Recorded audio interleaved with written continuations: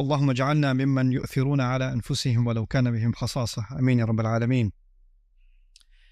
আজকের খুতবাটি অত্যন্ত প্রয়োজনীয় একটা বিষয় নিয়ে, যা সকলেই জানে এবং সকলেই শুনে থাকে, আর জানিয়ে প্রায় সকল মুসলিমই অভিযোগ করে থাকে। আর তা হলো উম্মার মাঝে ঐক্য এবং আমাদের সকলের একতাবদ্ধ হয়ে অবিচ্ছিন্ন একটি ভ্রাতৃত্বের সম্পর্ক গড়ে তোলা। এটা এমন বিষয় যা আপনি প্রতিদিনই লঙ্ঘিত হতে দেখবেন। আর আমরা সকলেই জানি যে উম্মার মাঝে দুর্বলতা এসেছে ঐক্যের অভাব থেকেই। যদি আমরা একটা ঐক্যবদ্ধ শক্তি হতাম, এমনকি 4টি পরিবার ঐক্যবদ্ধ হলে, 4টি গোত্র ঐক্যবদ্ধ হলে, 4টি শহর ঐক্যবদ্ধ হলে, 4টি দেশ ঐক্যবদ্ধ হলে সেটা একটা শক্তিতে পরিণত হয়, তাহলে গোটা পৃথিবীর 20% মানুষ সম্পর্কে আপনি কি বলবেন? তো এটা এমন একটা দুর্বলতা যা সম্পর্কে আমরা সকলেই অবগত। একই সাথে যখন আমরা ইসলামের শত্রু এবং এই উম্মার শত্রুদের ক্ষমতা এবং শক্তিমত্তা নিয়ে কথা বলি, যখন আমরা ইসরায়েলের মতো গণহত্যাকারী উন্মাদদের কথা চিন্তা করি, যা বিশ্ববাসীর চোখের সামনে নির্বিচারে গণহত্যা চালিয়ে যাচ্ছে, আর মুসলিমরা দাঁড়িয়ে দাঁড়িয়ে তা দেখছে, আমাদের মাঝে হতাশা আসে নিজেদের দুর্বলতার জন্য। কিন্তু আপনি হতাশ হওয়ার মাধ্যমে আর রাগান্বিত হওয়ার মাধ্যমে এর সমাধান করতে পারবেন না। কেন আমরা পক্ষাঘাতগ্রস্ত হয়ে রয়েছি? এই প্রশ্নটির সবচেয়ে যুক্তিসঙ্গত উত্তর হল, আমরা ঐক্যবদ্ধ নই, আমাদের একক কণ্ঠ নেই, আমরা একক সত্তা হিসাবে কথা বলি না। আর আপনি সেটা অর্জনই বা করবেন কিভাবে? এটা অর্জন করাকে প্রায় অসম্ভব বলে মনে হয়। শত্রুদের উপায় উপকরণগুলোর কথা আপাতত ভুলে যান। যারা উম্মার অনিষ্ট চায় তাদের অর্থনৈতিক, প্রযুক্তিগত, অর্থসংস্থানগত, সামরিক উপায় উপকরণগুলোর কথা ভুলে যান। সেটা এমনকি বড় কোনো সমস্যাও না। প্রকৃত সমস্যা হলো আভ্যন্তরীণ সমস্যা। প্রকৃত সমস্যা হলো আমাদের নিজেদের ভিতরে যা রয়েছে। আমি উম্মার ঐক্য নিয়ে ভাষা কোনো বক্তব্য দিয়ে ক্ষান্ত হতে চাই না, কারণ আপনারা এরকম হাজার হাজার বক্তব্য শুনেছেন, আমিও শুনেছি। এজন্য আমি আসলেই সমস্যার গোড়া থেকে শুরু করতে চাই। আসুন বিষয়টা নিয়ে ভিন্নভাবে চিন্তা করি। ধরুন আপনি চমৎকার একটা ভূমি দেখতে পেলেন, যেখানে কোনো কিছু জন্মাচ্ছে না, এটাতে কোনো কিছু জন্মাচ্ছে না। আর আপনি বলছেন, এখানে কেন কিছু জন্মাচ্ছে না? কি হলো এই ভূমিটার? আপনি তো কোনো বীজ বপন করেননি, আপনি মাটির যত্ন নেননি, আপনি সেচ দেননি, আর এখন অভিযোগ করছেন যে এখানে কিছু জন্মাচ্ছে না কেন? আপনি বীজ বপন করলেন, সেচ প্রদান করলেন, পর্যাপ্ত সূর্যের আলো নিশ্চিত করলেন, এটাও নিশ্চিত করলেন যে নিয়মিত পোকামাকড় এবং আগাছা পরিষ্কার করা হচ্ছে। যদি আপনি তা না করেন, তাহলে অভিযোগ করার কোনো অধিকার আপনার নেই। আর যদি আপনি তা করেন, যদি আমি তা করি, সেক্ষেত্রেও আমি গতকাল একটা বীজ বপন করে আজকেই বলতে পারি না যে আমার গাছ কোথায়, কেন আমি কোনো গাছ দেখতে পাচ্ছি না, এরপর তা ভুলেই গেলেন। কেন আমি দুশ্চিন্তা করছি? আমার এত খেয়াল করারই বা দরকার কি? পরিপক্ক চিন্তা এভাবে কাজ করে না। এভাবে আমরা শক্তি অর্জন করব না। আপনাকে একটা বিষয় তত্ত্বাবধান করতে হবে, উন্নতি সাধন করতে হবে, আবাদ করতে হবে, এরপরে অবশেষে আপনি ফলাফল পাবেন। আমরা এখানে মুসলিম ঐক্য নিয়ে কথা বলছি। একটা মুহূর্তের জন্য মুসলিমদের কথা ভুলে যান। এমন মানুষদের কথা চিন্তা করুন যারা আল্লাহ এবং রাসূল সাল্লাল্লাহু আলাইহি ওয়াসাল্লামের ভালোবাসার জন্য ঐক্যবদ্ধ না। এমন মানুষদের কথা চিন্তা করুন যারা অর্থের প্রতি ভালোবাসার কারণে ঐক্যবদ্ধ। মাল্টিবিলিয়ন ডলার কর্পোরেশনগুলোর কথা চিন্তা করুন। ওকে, তাদের রয়েছে ভিন্ন ভিন্ন বিভাগ, ভিন্ন ভিন্ন অবস্থান, ভিন্ন ভিন্ন অফিস। আবার সেই অফিসগুলোর ভিতরেও আভ্যন্তরীণ কোন্দল রয়েছে। সেই মানুষগুলো একে অপরের সাথে একত্র নয়, বরং তারা একে অপরের অনিষ্ট করার চেষ্টায় রত। তো এই কোম্পানিগুলো কি করে? তারা মাল্টিমিলিয়ন ডলার ব্যয় করে টিম বিল্ডিং, কোম্পানির সংহতি রক্ষার অনুশীলন, অফিস পার্টি এবং এই ধরনের সকল কার্যক্রম পরিচালনা করে, শুধুমাত্র কর্মচারীরা যাতে একে অপরের সাথে ঐক্যবদ্ধ থাকে, যাতে একে অপরের সাথে অন্তর্গত কোন্দলে না জড়ায় এবং একে অপরের সাথে একত্রতা অনুভব করে। কিন্তু এই পেশাজীবীদেরকে ঐক্যবদ্ধ করার পেছনের কারণটি কি? এই প্রকৌশলীদের, প্রোগ্রামারদের, হিসাবরক্ষকদের, ডিজাইনারদের, সকল মানুষদেরকে যা ঐক্যবদ্ধ করেছে তা হলো আমাদের সকলকে আরও বেশি অর্থ উপার্জন করতে হবে। আর বছর শেষে তারা কি উদযাপন করে? আমাদের বিক্রয় 20% বৃদ্ধি পেয়েছে। এটাই আমাদেরকে ঐক্যবদ্ধ করেছে। এজন্যই আমরা অদম্য একটা শক্তি। তাদের চিন্তায় এই অর্থনৈতিক উদ্দীপনাটাই তাদেরকে ঐক্যবদ্ধ করেছে। এটাই তাদের সম্পূর্ণ প্রেরণাকে তাড়িত করে। তো প্রথম একটা বিষয় আমি আপনাদেরকে বলতে পারি যে এমন মানুষ রয়েছে যারা অন্যথা একে অপরকে ঘৃণা করত, কিন্তু অভিন্ন একটা উদ্দেশ্যে তারা একতাবদ্ধ।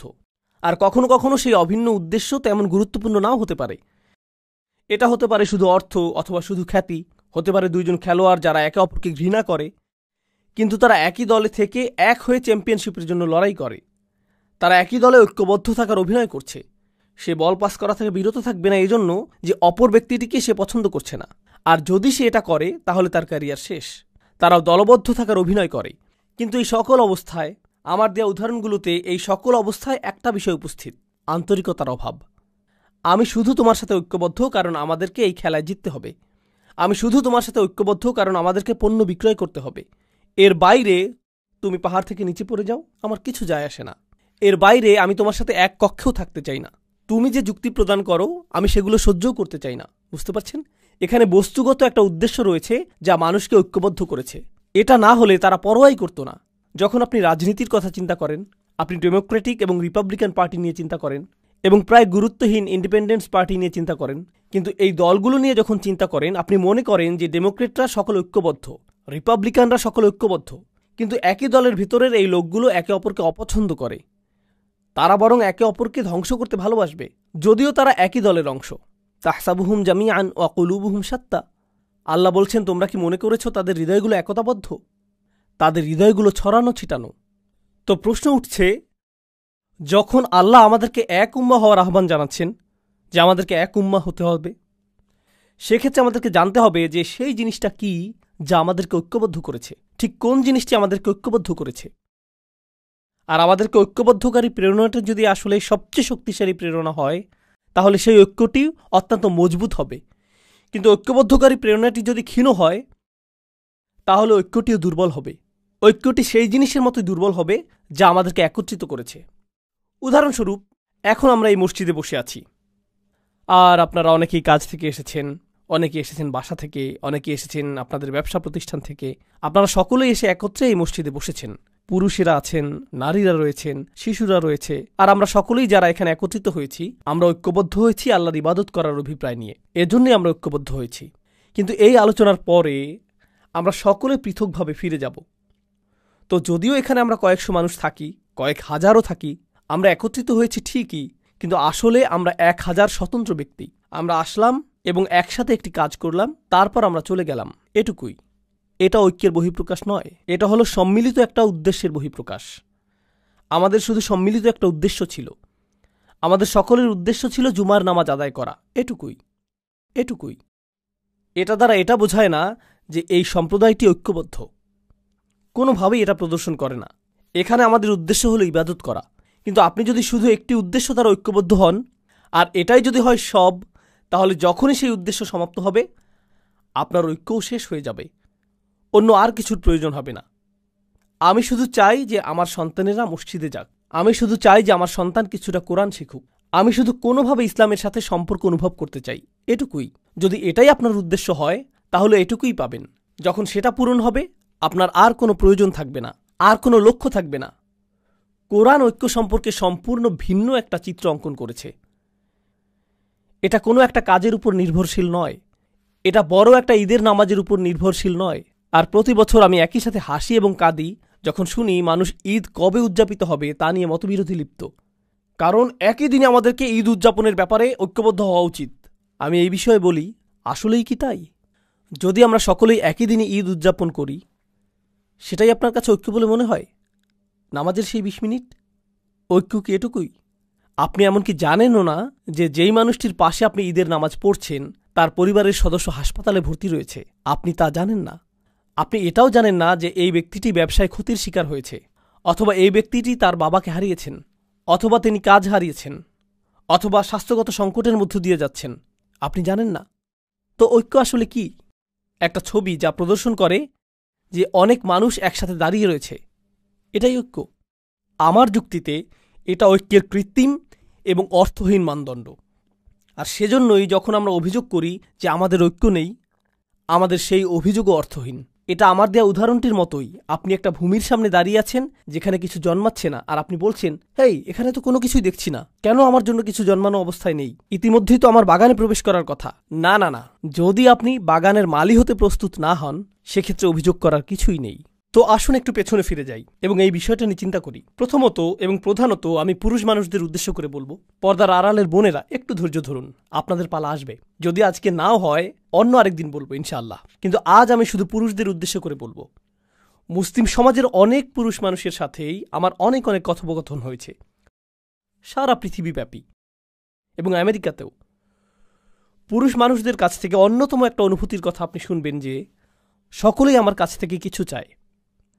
আমার পরিবার আমার কাছে চায়, আমার বাবা মা আমার কাছে চায়, আমার সন্তানেরা আমার কাছে চায়, আমার স্ত্রী আমার কাছে চায়, আমার শ্বশুরবাড়ি আমার কাছে চায়, আমার বস আমার কাছে চায়, আমার সমাজ আমার কাছে চায়, প্রত্যেকেই আমার কাছে কিছু চায়। আর সে যদি একটা ফোন কলও পায়, এমনকি কলটি রিসিভ করার আগে সে ধরে নেয় এটা তার উদ্দেশ্য না যে হ্যালো, আমি তোমার খবর নেওয়ার জন্য ফোন করলাম, তুমি কি ভালো আছো, সব কিছু কি ভালো চলছে, চলো একদিন দেখা করি।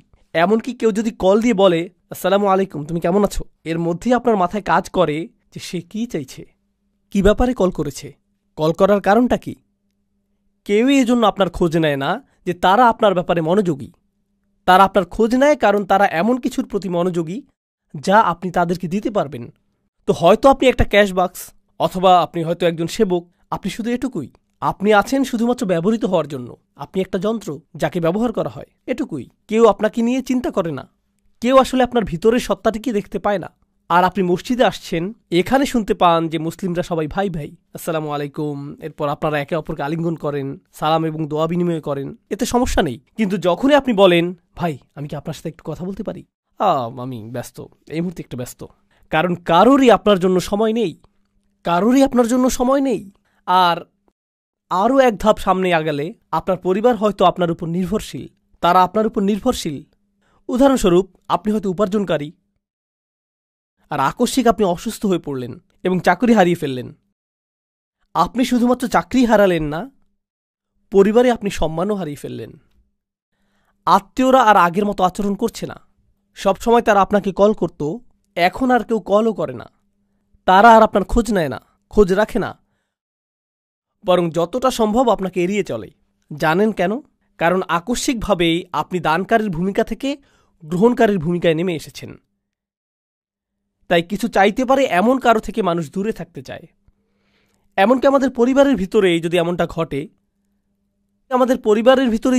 ঘটে, তাহলে অবস্থাটা কি হতে পারে যখন এই পরিসর বড় হয়ে সমাজ পর্যন্ত বিস্তৃত হয়? তখন কি ঘটে যখন মানুষ অনুভব করে যে কেউ তার কথা চিন্তা করে না? আর আমরা এখানে একটা ভিন্ন ধরনের সমাজে বসবাস করছি। ইউনাইটেড স্টেটস কিন্তু ডেনমার্ক থেকে আলাদা, এটা জার্মানি থেকেও আলাদা, এমনকি এটা কানাডা থেকেও আলাদা। ইউনাইটেড স্টেটস সম্পর্কে এমন কিছু বলছি যা আপনারা নিজেরাও জানেন। এটাকে পুঁজিবাদের নমুনা ধরা হয়। পুঁজিবাদ অর্থ আপনাকে প্রথম হওয়ার প্রতিযোগিতায় নামতে হবে। কেউ আপনার জন্য চিন্তা করবে না, আপনার নিজের চিন্তা নিজেকেই করতে হবে। কেউ আপনার জন্য এগিয়ে আসবে না। আমরা তো শ্বাস প্রশ্বাসের সাথেও পুঁজিবাদ গ্রহণ করছি, আর তার সাথে যোগ হচ্ছে আমাদের সমষ্টিগত জীবন। এটা সত্য যে যদিও আমাদের মধ্যে কিছুটা হলেও সালাম এবং দোয়া বিনিময়ের ভ্রাতৃত্ব সম্পর্ক রয়েছে, এটা নেহাত আনুষ্ঠানিকতার সীমা অতিক্রম করে না। কিন্তু এটা প্রকৃত ভ্রাতৃত্ব নয়। প্রকৃত ভ্রাতৃত্ব পরীক্ষার একটা পদ্ধতি বলে দিচ্ছি। আমি যদি আসলেই সমস্যার মধ্য দিয়ে যাই, তৎক্ষণাৎ এমন কারো কথা কি মনে পড়ে যাকে আমি কল করতে পারি? কাকে কল করার কথা তাৎক্ষণিক আমার মনে পড়ে? মসজিদের ভাইদের কথা কি মনে পড়ে? যাদের সাথে আমি চলি তাদের কথা কি মনে পড়ে? কার কথা মনে পড়ে? আপনি যদি সেরকম কাউকে পান, তাহলে আপনার জীবনে কিছুটা ভ্রাতৃত্ব রয়েছে। কিন্তু আপনি যদি দুইবার ভাবেন এই ব্যক্তিকে বললে সে আমার সম্পর্কে কি ভাববে, এই ব্যক্তিকে বললে সে কিভাবে এটা আমার বিরুদ্ধে ব্যবহার করবে, আপনাকে যাচাই বাছাই করতে হয় আপনার সমস্যাটি কোনো ব্যক্তিকে খুলে বলবেন কিনা, কারণ আপনি নিশ্চিত না যে সে এই কথা আরও 20 জনের সাথে বলে বেড়াবে কিনা। তখন আপনি ঈদের দিনে উত্তপ্ত আলোচনার বস্তুতে পরিণত হবেন। জানেন ওই ভাইটি আমাকে কি বলেছে, কি ঘটেছে তার সাথে? ও মাই গড! আপনি অন্য কারো উপভোগের গল্পে পরিণত হতে চান না, এই জন্য নিজের মুখ বন্ধ রাখেন। জানেন এর অর্থ কি? আপনার জীবনে ভ্রাতৃত্ব অনুপস্থিত। একজন ইমানদার অপর ইমানদারকে যে সতর প্রদান করার কথা, সেটা আপনার নেই, আপনার তা নেই। আসুন আরও এক ধাপ এগিয়ে যাই, সেই আয়াতটিতে যাওয়ার আগে যা আমি আসলেই আপনাদের সাথে শেয়ার করতে চাই। আরেক ধাপ এগিয়ে যাই। আমাদের সমাজে এমন তরুণ অথবা বৃদ্ধ মানুষ রয়েছেন যারা ব্যর্থ হয়েছেন। ব্যর্থতাও জীবনেরই অংশ।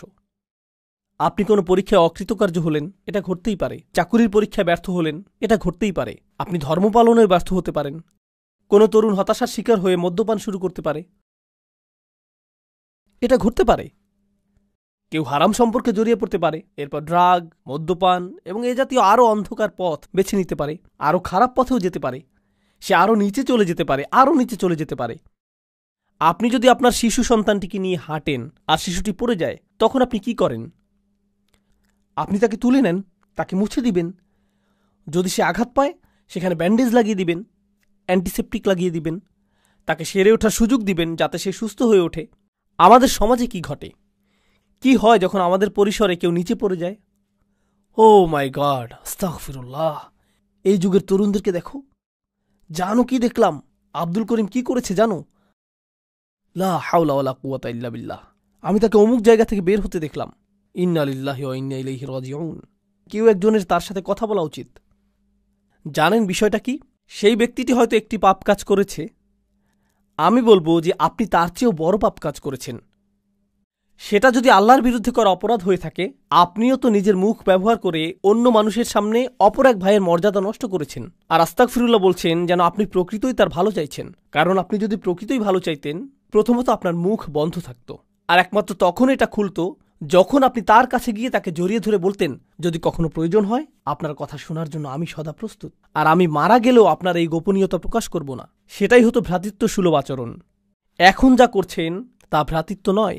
আমি আমাদের তরুণদের নিয়ে উদ্বিগ্ন। এটা ভ্রাতৃত্ব না। আমি জানি না এটা কি, তবে কমপক্ষে এটা যে অগোচরে আক্রমণ সেটা তো বলাই যায়। কিন্তু এই বাস্তবতাটি আমি আমার জন্য সৃষ্টি করেছি। তারপর আমরা এই কথা বলার ধৃষ্টতা দেখাই যে উম্মাহ কেন ঐক্যবদ্ধ নয়? কোটি কোটি মানুষ রয়েছে। আরে ভাই, আপনি কি আমাদের 1 ডজন মানুষকে ঐক্যবদ্ধ দেখাতে পারবেন? 2 ডজনকে দেখাতে পারবেন? কোটি কোটি মানুষের একতা নিয়ে কথা বলার আগে কয়েকশো ঐক্যবদ্ধ মুসলিম দেখাতে পারবেন? তো আসুন এখন আমরা দেখি সাহাবীগণ কেমন ছিলেন এবং কোরআন কেন তাদেরকে এত প্রশংসা করেছে। এটি হলো কোরআনের সবচেয়ে চমৎকার স্থানগুলোর একটি। খুবই সংক্ষেপে আমি আপনাদেরকে ঘটনাগুলো বলবো। খাইবারে রাসূল সাল্লাল্লাহু আলাইহি সাল্লামকে উল্লেখযোগ্য একটা বিজয় প্রদান করা হয়েছিল। খাইবারের আগে মুসলিমরা মূলত ছিল দেউলিয়া, তাদের কোনো অর্থ সম্পদ ছিল না। খাইবারের পরে আকস্মিকভাবে তারা কোটিপতি হয়ে গেলেন। কোটি কোটি টাকা আসতে লাগলো। এখনকার সময়ের অর্থের মাপকাঠিতে হিসেব করলে কোটি কোটি টাকার আবাসন, কৃষিভূমি, পুনরাবর্তিত মুনাফা, এই সব কিছু আকস্মিকভাবে মদিনায় চলে আসলো। আর এটা ঘটার ঠিক আগেও মুসলিমরা কোনো রকমে টিকে ছিল। হাদিসে এমন বর্ণনা এসেছে যে রাসূল সাল্লাল্লাহু আলাইহি সাল্লামের কন্যা 2-3 দিন যাবৎ অনাহারে থাকা সত্ত্বেও তার নিজের কন্যাকে ফিরিয়ে দিতে হয়েছিল, কারণ তার কাছেও খাবারের কিছু ছিল না, আর তিনি তার পেটে পাথর বেঁধে রাখতেন ক্ষুধার যন্ত্রণা লাঘবের জন্য। এরকমই ছিল মুসলিমদের অবস্থা। তিনি ছিলেন মদিনার রাষ্ট্রনায়ক আর অনাহারে দিন কাটত। আর তারপর খাইবারের পরে আকস্মিকভাবে কোটি কোটি টাকা আসতে শুরু করল। এখন এই বিষয়টি নিয়ে এক মুহূর্ত চিন্তা করুন। মুহাজিরগণ মক্কা থেকে এসেছিলেন, তাই না? তারা সব কিছু পিছনে ফেলে এসেছিলেন। কিন্তু মদিনার মানুষেরা প্রথম থেকেই দরিদ্র। তারা ধনী ছিলেন না। তাদের 3টা শয়নকক্ষ বিশিষ্ট ঘর ছিল না, 2টা শয়নকক্ষ বিশিষ্ট ঘরও ছিল না, তাদের এমনকি শয়নকক্ষও ছিল না। কিন্তু এখন এই মানুষগুলো সব আসলো, আর তাদেরও কোথাও থাকতে হবে। তখন আনসারগণ কি করলেন? মদিনার আনসারগণ যা করলেন, তারা মুহাজিরদেরকে তাদের বাড়িতেই থাকতে দিলেন। তাদের নিজেদেরই তো যথেষ্ট খাবার ছিল না, এখন আরও কিছু ক্ষুধার্ত মুখ তাদের সাথে যুক্ত হলো। বুঝতে পারছেন তো? এই মানুষগুলোর আগমন প্রচুর অর্থনৈতিক চাপ তৈরি করলো। এর উপরে এই অর্থনৈতিক চাপই একমাত্র বিষয় ছিল না। রাসূল সাল্লাল্লাহু আলাইহি সাল্লামের মদিনায় আগমনের 6 মাস পরেই তারা যুদ্ধের প্রস্তুতি শুরু করলেন। বদরের যুদ্ধ শুরু হবার উপক্রম হলো। আর আপনি যখন যুদ্ধের প্রস্তুতি গ্রহণ করেন, আপনাকে এটা জেনে রাখতে হবে যে যুদ্ধ ব্যয়বহুল। যুদ্ধের জন্য কে খরচ করবে? মুহাজিরদের কাছে তো কোনো অর্থ নেই, কারণ তারা সকল অর্থ পেছনে ফেলে এসেছেন। এখন এই সকল ব্যয় বহন কে করবে? আনসাররা। একে তো আনসাররা মুহাজিরদের ব্যয় বহন করছে, তার উপর এখন তারা আল্লাহর পথে যুদ্ধ করার জন্য বেশিরভাগ অর্থের যোগান দিচ্ছেন। তাদের অবস্থার প্রেক্ষিতে যে মুহূর্তেই তারা ইসলাম গ্রহণ করলেন, তাদের ব্যক্তিগত জীবন বলে আর কিছু রইল না। নিজেদের সেই ক্ষুদ্র ছোট পরিসরটাকেও তাদের অন্য কারোর সাথে ভাগ করে নিতে হলো। তারা নিজেদের খাবারটুকু একা খেতে পারলেন না। এখনকার সময়ে বলা হয়ে থাকে যে দেয়াল নির্মাণের মাধ্যমে অভিবাসী সমস্যার সমাধান করা হবে। তারা কিন্তু সেখানে বসবাস করছেন। বইয়ের পাতা এটা পড়া সহজ যে আনসারগণ মুহাজিরদের সহায়তা করেছিলেন। যদি কেউ আপনার ঘরে এসে পড়ে, আপনার সাথে 6 মাস অবস্থান করে, আপনার চাচাতো ভাই, আপনার ভাই 2 দিনের জন্য আসলো, 2টি দিনই নির্ধারিত। তুমি ঈদ করতে এসেছো, ঈদ শেষ, সামনের ঈদে দেখা হবে, সামনের ঈদে আমি বরং তোমার ঘরে আসব। কেউ আপনার ঘরে 6 মাস, 1 বছর অথবা অনির্দিষ্টকালের জন্য অবস্থানের সিদ্ধান্ত নিল। এক পর্যায়ে আপনি বিরক্ত হয়ে যাবেন, এক সময় টানাপোড়েন শুরু হয়ে যাবে। ঠিক আছে, আপনি আমার ইসলামী ভাই, কিন্তু আপনি কি এখানে বসা থেকে বিরত থাকবেন? এটা আমার বসার স্থান। আপনি আমার ইসলামী ভাই, কিন্তু আমার যেই এক টুকরো চিকেন ছিল তাই আপনি খেয়ে নিলেন। এই কমলাটি কে নিয়েছে? এটা কে করেছে? কে সবকিছু এলোমেলো করে রেখেছে? ও আল্লাহ! এরকম শুরু হয়ে যাবে। তারা তো মানুষ। এর উপরে তারা আবার একটি যুদ্ধের সম্মুখীন হলেন। আর বেশিরভাগ শহীদ বদর এবং উহুদে, বেশিরভাগ মানুষ যারা হত্যার শিকার হয়েছিলেন তারা ছিলেন আনসার, তারা ছিলেন মদিনার অধিবাসী। তো আমরা ব্যয় করছি, আমরা গৃহের অংশ ছেড়ে দিচ্ছি, আবার আমরা হত্যারও শিকার হচ্ছি। এই সব কিছু ঘটতে থাকলো, আর তারা দিয়েই গেলেন। সবশেষে কোটি কোটি টাকা আসতে লাগলো। খাইবারের যুদ্ধের পর তারা কোটিপতি হয়ে গেলেন। আমি যদি আনসারি হতাম, আমি তা না, আমি এখানে আমার কল্পনাকে ব্যবহার করছি, যদি আমি আনসারদের একজন হতাম, আমি বলতাম কুছ তো বাপাস মিলে, কিছুটা হলেও তো ফেরত পাবো। আমি ঘোষণার জন্য অপেক্ষা করছি, কারণ আমি অর্থ ব্যয় করেছি, নিজের বাসস্থানের অংশ দান করেছি, কিছুটা তো ফেরত পাবো, যেহেতু গনিমতের এই সম্পদ আমরা লাভ করেছি। এখন আয়াতটি লক্ষ্য করুন, মা আফা আল্লাহু আলা রসুলিহি, আল্লাহ যাই তার রসুলের মাধ্যমে অর্জন করার সামর্থ্য প্রদান করেছেন, মিন আহলিল কুরা, অর্থাৎ সেই শহরগুলো থেকে, যার অর্থ খাইবার, ফালিল্লাহ, তা আল্লাহর মালিকানাধীন। প্রথমত একটা অংশ হচ্ছে আল্লাহর উদ্দেশ্যে। এটা দিয়ে কি বুঝায় তা এখন বলবো না, অন্য এক সময় বলবো। ওকে, ঠিক আছে, আল্লাহর জন্য, আমি বুঝতে পেরেছি। এরপর অলির রসুল, পরের অংশটি যাচ্ছে রসুল সাল্লাল্লাহু আলাইহি ওয়াসাল্লামের উদ্দেশ্যে, রসুল এবং তার পরিবার। ওকে, ঠিক আছে, এটা বেশ ভালো। ওয়াজিল কুরবা, নিকট আত্মীয়দের জন্য। ওয়াল ইয়াতামা, ইয়াতিমদের জন্য। আমি একজন আনসারি হয়ে তাকিয়ে আছি, ঠিক আছে, এতিমরা পাবে, আমি হয়তো এর পরে পাবো। ওয়াল মাসাকিন, গরিব মানুষেরা। ওকে, ঠিক আছে, গরিব মানুষদের পালা শেষ। এখন কি আমার প্রসঙ্গ আসবে? ওয়াবনিস সাবিল, যে মানুষেরা ভ্রমণরত, তাদের সাহায্য প্রয়োজন, কিছু অর্থ তাদের কাছেও যাবে।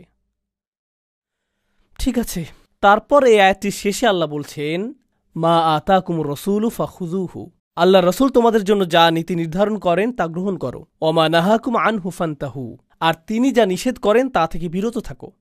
ঠিক আছে, এখন পরবর্তী আয়াত, পরবর্তী গ্রহীতার কথা আসছে। লিল ফুকারা ইল মুহাজিরিন আল্লাযীনা উখরিজু মিন দিয়ারিহিম ওয়া আমওয়ালিহিম ইয়াবতাগুনা ফাদলাম মিনাল্লাহি ওয়া রিদওয়ানা, কপরদকহীন মুহাজিরগণ, যাদেরকে তাদের গৃহ এবং সম্পত্তি থেকে উৎখাত করা হয়েছে, যারা আল্লাহর অনুগ্রহের অন্বেষণ করে এবং তার সন্তুষ্টি কামনা করে, তারাই পরবর্তী গ্রহীতা। এখানে তো অনেকগুলো গ্রহীতা, সকল অর্থ বিভক্ত হয়ে যাচ্ছে, কিন্তু কার কথা এখনও উল্লেখ করা হয়নি? আনসারদের কথা উল্লেখ করা হয়নি। আর আনসারগণই সবচেয়ে বেশি অর্থ ব্যয় করেছিলেন, কিন্তু তাদের কথা এখনও আসেনি। সব শেষে আল্লাহ তাদের প্রসঙ্গ উল্লেখ করে বলছেন, ওয়াল্লাযীনা তাবাওয়াদ-দার ওয়াল ঈমান।